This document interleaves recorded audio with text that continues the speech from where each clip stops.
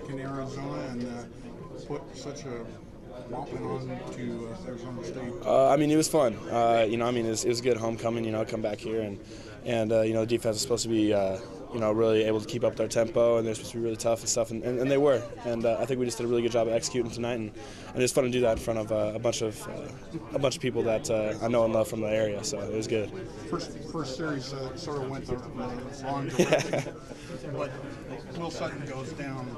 Did you guys sense that you come right back and open up a hole in that middle that Kenyon Barner's going to go a long way?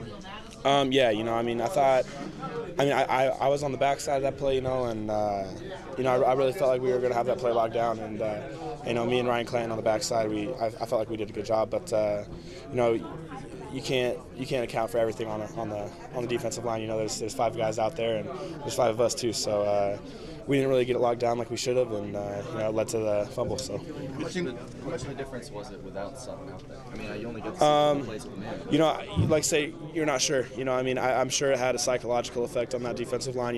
He was there. It was known that he was their leader. I talked to my boy Jackson Hood after the game.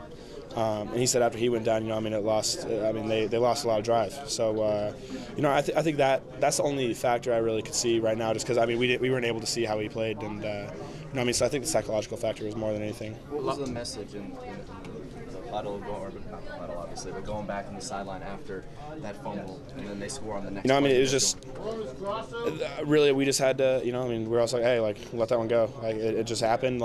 It's 30 seconds into the game, just let's get over it and let's go out there and score a touchdown. So that was the mentality. Was there any concern though in a game like this with the crowd that needs a reason to get in the game, that you give them that No, I felt like we were feeding off the crowd's energy early on too, and I was pretty disappointed with ASU's fans. They didn't really stick with their team. They didn't really stick with their team through and through. And we're blessed to not have fans like that. So it was nice not to give them anything to cheer about. It took a lot out of the game, even for us. The energy in the second half it's probably the worst energy I've ever felt in any game ever, because there was just nobody was into it anymore, fans or players, and it was interesting, and it's weird that a home crowd wouldn't support their own team like that. So it was pretty bad.